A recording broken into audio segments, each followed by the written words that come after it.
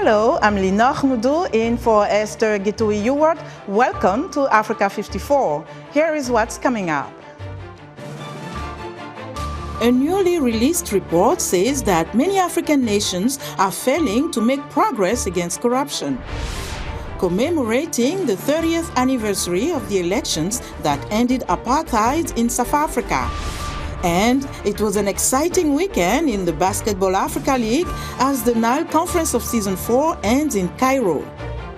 All this and more coming up on today's Africa 54.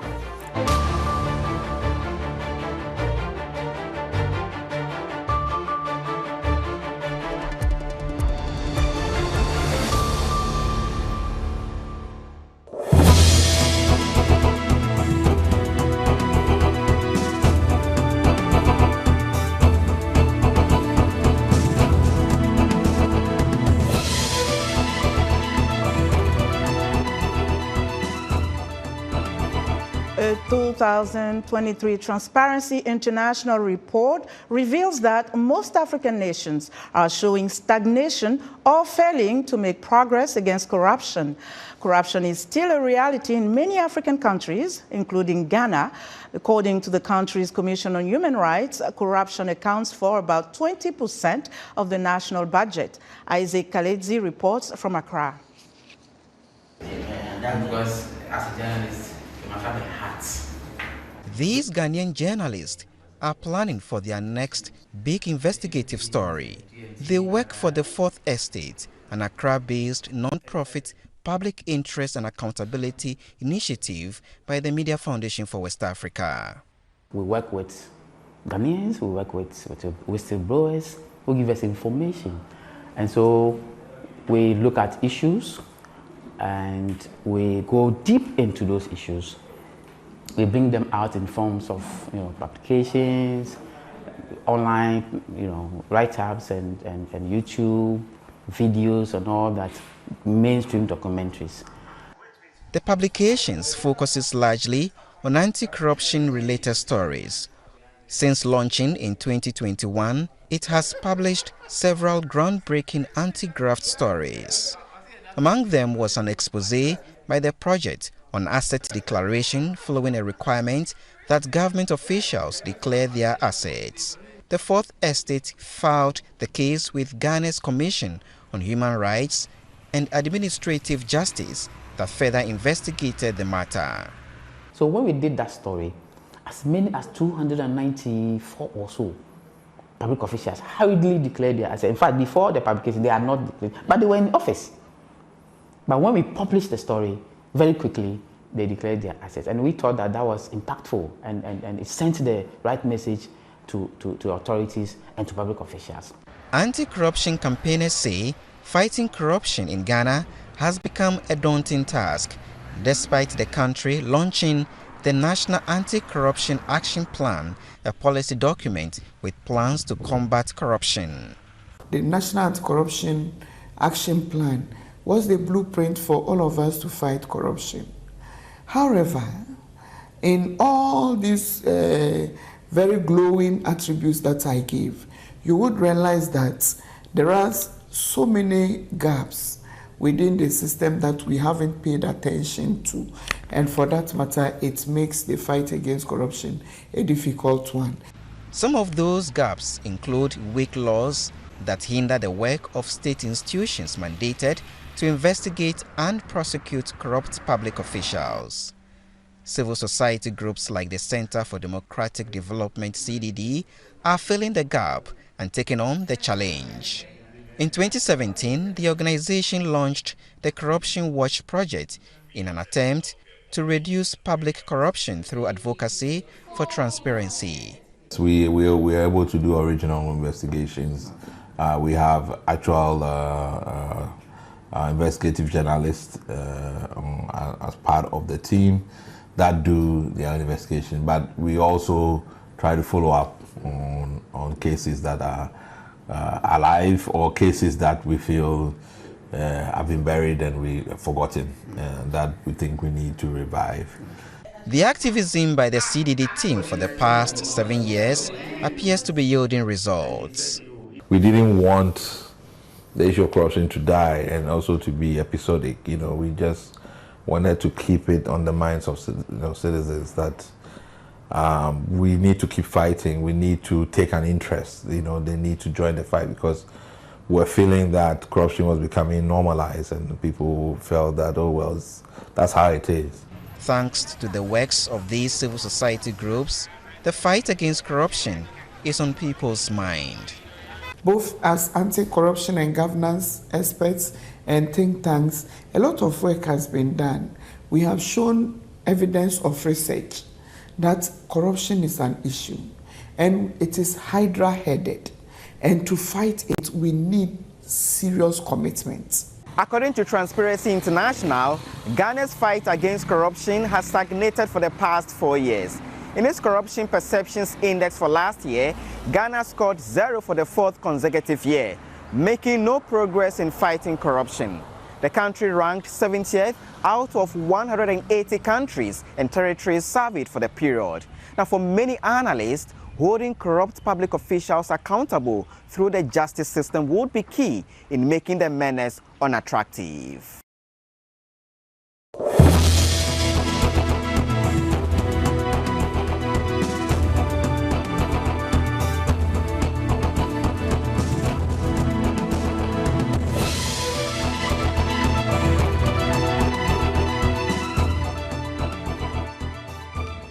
That was Isaac Kaledzi reporting from Accra, Ghana.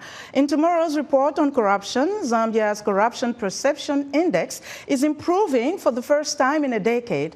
Kati Short will have the details from Lusaka.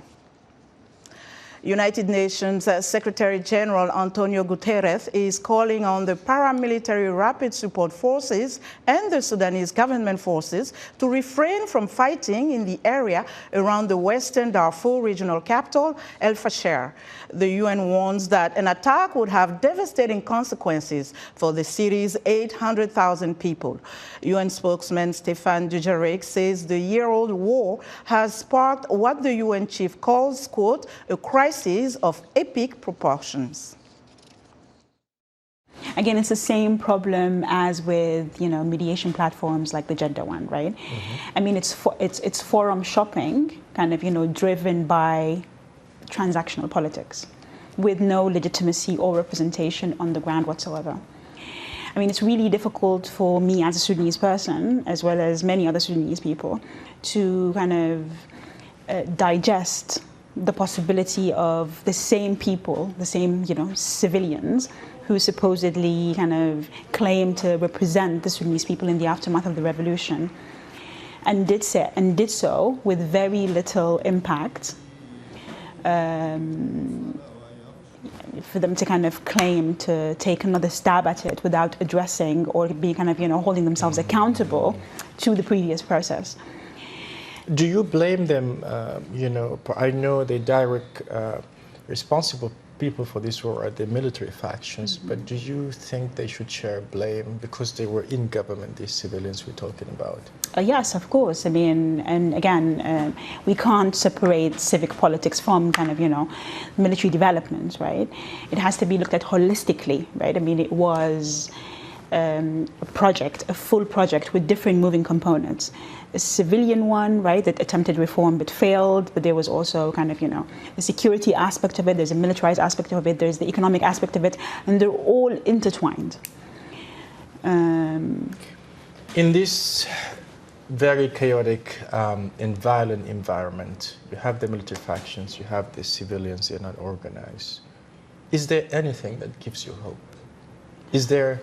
Wow. Do you see any light at the end of this tunnel, however long it's going to be? I do.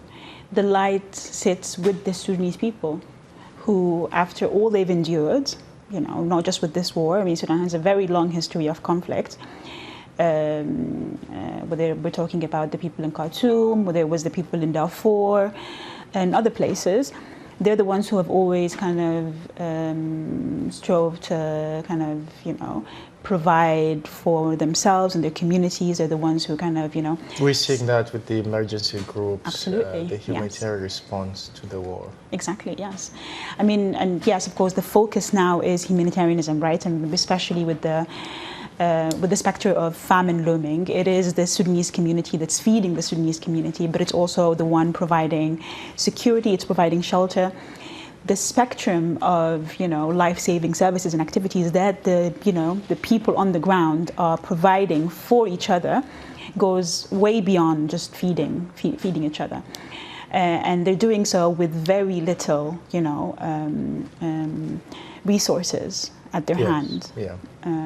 Which also speaks. They're basically on their own. Yes, exactly. Which speaks to their kind of the versatility, but also their capability. That was Raga Makawi, a Sudanese editor and researcher, speaking with VOA's Nabil Biagio. Now, U.S. Secretary of State Anthony Blinken says the best way to ease the humanitarian catastrophe in Gaza is to reach an elusive ceasefire agreement that will release hostages held by Hamas. But he says it is critical to increase the flow of humanitarian aid to Gaza now. Meanwhile, hundreds of students at U.S. universities have been arrested over protests against Israel's war in Gaza. White House Bureau Chief Patty Widakuswara has more. It has been more than a week since Columbia University in New York started cracking down on pro-Palestinian protesters occupying a lawn on its campus. The protests and encampments have continued not only at Columbia, they have snowballed to other universities across the country. We have students of all backgrounds and of all histories and identities coming out here to stand on the side of justice and to oppose genocide. Police on various campuses have arrested hundreds, but student anger remains over U.S. support for the war in Gaza and their school's financial and academic ties to Israel and to weapons manufacturers. This Jewish student from Georgetown University won't share her name due to security concerns. We have a university that's actively investing money into companies that are helping fuel kill these innocent people, and it's just not something that I morally have never been able to stand by, but especially not now anymore. Overall, they are peaceful, even with counter-protests. But some chants have been called anti-Semitic, like this one that refers to Palestinian claims to all the land between the Jordan River and the Mediterranean Sea. From the river to the sea! From the river to the sea! Palestine will be free! Palestine will be free! The protests are a hallmark of American democracy, U.S. Secretary of State Anthony Blinken said Friday. At the same time, he rebuked the students. It is also notable that there is silence about Hamas. It's as if it wasn't even part of the story. But, as I've also said repeatedly, the way Israel goes about ensuring that October 7th never happens again matters. The protests have added another layer of tension between the U.S. and Israel, a close ally. Facing protesters in his own country, earlier this week, Prime Minister Benjamin Netanyahu said the American student demonstrations are horrific and must be stopped. Anti-Semitic mobs have taken over leading universities. They call for the annihilation of Israel. They attack Jewish students. They attack Jewish faculty. This is reminiscent of what happened in German universities in the 1930s. Netanyahu's comments are echoed by Republican leaders who have summoned university administrators to testify, accusing them of allowing campuses to be a hotbed of anti-Semitism. There is an appropriate time for the National Guard. We have to bring order to these campuses. The White House declined to weigh in, saying the decision to call in National Guard units to break up protests is up to state governors. Patsy Widakuswara, VOA News, Washington. South African President Cyril Ramaphosa led the weekend Freedom Day celebrations in Pretoria, commemorating the 30th anniversary of the elections that ended apartheid. VOA's Paul Ndio spoke to Kenneth Mwenda, professor of law at the University of the Western Cape in South Africa, to provide more perspective on the post-apartheid era in South Africa. There's a lot of excitement. I think these are going to be defining elections for ANC especially. They've been in power now, I think, for the last 30 years, since 1994. The political landscape is changing from the old sort of apartheid, anti-apartheid ideological sort of persuasion to a much more social class related type of issue, because, things have changed. It's no longer an issue of fighting apartheid. We are past that. Like in many African states, when we move from colonialism, you can't be talking the colonial sort of language 30 years after independence. So the same thing in South Africa. It's expected. So there are issues of social class divisions, the haves and have-nots, not just the whites and blacks, but the haves and have-nots. Because in the have-nots, you also find the white, the coloreds, and the Asians. So it's more of a social class issue now that has to be addressed. When you talk about political empowerment and economic empowerment, there is a very, very big disconnect. From you being on the ground, you teach there, you've gone back and forth to South Africa. What's your take on that? Question of redistribution of wealth in the country, job creation. There's a lot of unemployment, crime, and so forth. And also the issue of land reforms, which has to be tackled in a very sensitive manner. You don't want to sort of go the Zimbabwe way. You need to find sort of middle ground where, in terms of how you do this. So those are some of the vexing questions if ANC were to win the elections. But even so, I think ANC may not get an outright majority as has been in the past. The demographics are changing. We've got many young people who were born after apartheid. Okay, so they can't relate to the apartheid song that well compared to the older generation. So these young people, they are looking at social class issues. They are looking at job opportunities. They are looking at day-to-day prices of commodities and so forth. I see a situation where most likely if ANC doesn't get an outright majority, there might be a bit of a coalition to sort of have a big say in the National Assembly. Does the new kid on the block, I'm talking about Musholozi, Jacob Zuma, coming back into the mix make any difference? Or is he more of a threat to ANC? He has had some successes. He's won a number of cases, especially with trademark intellectual property rights issues regarding the name Umkhonto weSizwe and the symbol, the trademark symbol that they use and so forth. He's won those cases, and also there was a case where there was a question of whether he could actually stand. And, again, Umkhonto weSizwe won that case. So I think he's in a good position. However, he came out of ANC. And the fact that you sort of came out of a ruling party might have its own telling on how far you can go. But that said, he still has a lot of support in the KwaZulu-Natal region, which is his home base. It's a relatively new party. They still need experience to garner support. I think the biggest challenge to ANC is the DA, Democratic Alliance, and the EFF. That was Kenneth Mwanda, Professor of Law at the University of the Western Cape in South Africa, speaking to VOA's Paul Ndiho. The United Kingdom and the United States are gravely concerned by reports of massacres of civilians by Burkinabe military forces in late February. A recent Human Rights Watch report details first-hand accounts of the execution of at least 223 civilians, including 56 children. In a joint statement released, both countries also strongly oppose the suspensions of media outlets, including VOA and the BBC, the blocking of Human Rights Watch's website, and restrictions placed on all media from reporting on their articles, and are strongly urging Burkina Faso's Superior Council of Communication to reconsider its suspensions of media outlets. We're excited to hear what you think about Africa 54 and all our VOA Africa programs on our website at voaafrica.com. Still to come, we'll have exciting action from the Basketball Africa League. Stay with us.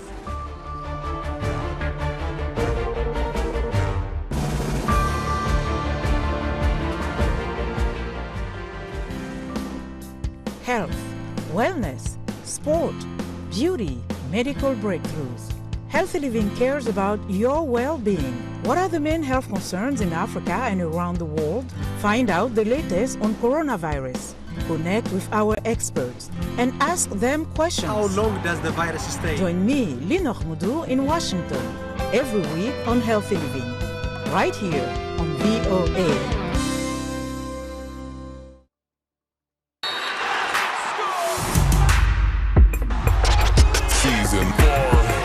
With the best.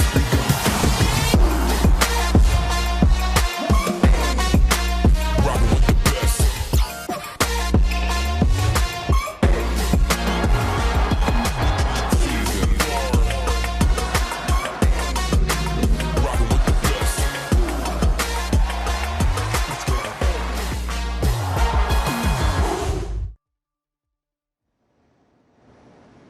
In other news, voting began in legislative elections in Togo on Monday following approval of constitutional reforms by the outgoing parliament that could extend the 19-year-old rule of President Faure Gnassingbé. Under a new chapter adopted in March, introducing a parliamentary system of government, the president will now be elected by parliament. Kenyan police say at least 42 people have been killed in floods in the nation's central region after a dam burst early Monday. A police commander in Naivasha, one of the affected areas, says 42 bodies have been recovered, including 17 minors. The Kenya Red Cross says it has taken several people to a health facility in Mai Mahiu due to flash flooding. And the European Union Council says the EU is restricting its visa provisions for Ethiopian nationals due to a lack of cooperation from Ethiopia's government over repatriating those who stay illegally. The move comes as European governments try to tackle the problem of refugees leaving war-torn countries in Africa and aiming to enter Europe via perilous sea crossings. U.S. President Joe Biden's jokes were well received by those who attended the White House Correspondents' Dinner in Washington Saturday. But his political rival, Donald Trump, criticized the event as he gears up for a new round of campaign events and court appearances this week. VOA's Veronica Balderas Iglesias has the details. The 2024 election is in full swing. And yes, age is an issue. I'm a grown man running against a 6-year-old. With jokes about himself and his political rival in the 2024 re-election bid, U.S. President Joe Biden drew applause and laughter from journalists, celebrities, and politicians gathered at the annual White House Correspondents' Dinner Saturday. Notably, for the first time, the commander-in-chief also referred to Donald Trump's legal challenges. I had a great stretch since the State of the Union, but Donald has had a few tough days lately. You might call it stormy weather. What the hell? Biden was referring to the ongoing hush money trial in New York, where Trump faces 34 felony counts of falsifying business records. Analysts say they don't think Saturday's joke signals a change in the Biden campaign strategy. And he did it in a soft way through humor, which I think he might not do it again. Trump has accused this as being orchestrated by Biden in the White House to take out a political rival. He doesn't want to feed that narrative. Early Sunday, Trump weighed in on the White House Correspondents' Dinner. He posted on his Truth social media platform that the event was, quote, really bad, and that Biden was an absolute disaster. Trump is gearing up to hold campaign events in Michigan and Wisconsin on May 1st. On Friday, he reiterated his readiness to debate Biden as soon as this week, after the Democratic president told a radio host he's open to debating his Republican rival later this year. I'm ready, willing, and able. And if he wants, I'll do it on Monday night, Tuesday night, or Wednesday night. We'll be in Michigan, a state that he's destroyed because of the auto industry. To sway voters' minds in favor of either candidate, the timing of the debates would be crucial, says Professor Eric Nisbet. Historically, in the United States, most of the public do not tune in to even paying attention to what's going on with the election until September, after the parties have confirmed their nominees during the summer. What is certain, at least in the short term, is that Trump will need to juggle campaign appearances with his Manhattan trial, which is scheduled to resume Tuesday. Biden will need to continue finding the right balance between hitting the campaign trail and performing his duties as president. Veronica Balderas Iglesias, VOA News, Washington. Season 4 of the Nile Conference Basketball Africa League is over. Friday's first matchup included Central African Republic's Bangui Sporting Club dominating against Uganda's City Oilers 91-76. Here's a look at the highlights. We'll see how that continues. He goes through the paint. Well, it's Culpepper just getting in his way, oh my word. 3.8 seconds left on this shot clock. Not much time, Rolly Fuller's the right player to get it. Going up and in, Rolly Fuller. Alongside Rolly Fuller, Terry Darland, and today it's been Wegscheider and Ngafe with his 22 points. Fuller picks up 20, and they've got 4 players in double figures. Most importantly, they pick up the win. In the day's second game, Egypt's Al Ahly went up against Libya's Al Ahly, with Egypt coming out on top for the win, 87-76. Here is more. Which gives you an idea that he's playing more minutes. Amen. Goes up and it goes in. Lions. He hasn't done everything right tonight. Well, I mean, that's one moment that didn't quite go his way, but again, he has the habit of pulling out big performances against Al Ahly Libya. 17 points for Mark Lyons. It was Iyad Amin, I think, with his 19. Saturday began with a large win by Libya's Al Ahly, this time defeating City Oilers 110-78 after their loss to Egypt's reigning BAL champs the day before. Let's check out more from that game. 71% on the interior. Miller Jr. just on his first. Rembert. High over the top. Well, he gets a chance. Second chance, Doug. Only Malouas can do that. Such an important score. Atuel down towards the baseline, trying to get himself a little bit of space. He's finding it complicated. Oh, he still manages to produce the goods. It's like a... It's a bucket, you know. He was looking for the record. He gets it, 42, and that is a new BAL scoring record for Joe Luel Atuel. It's just incredible. The Nile Conference concluded with a game between Egypt's Al Ahly and Bangui Sporting Club, with Egypt getting their second win of the weekend, 94-71. Take a look. Offensive foul, I think. And it's all going to come down to just composure here. Al Ahly will take their time and make good decisions. Lions through a 3. El Gendi being hassled by the same player. Long range shot going up. Oh my. That is massive from El Gendi. Al Ahly have and are crowned the kings of the Nile Conference. They will finish as the top team. They qualified in first place, top seeds from the Nile Conference.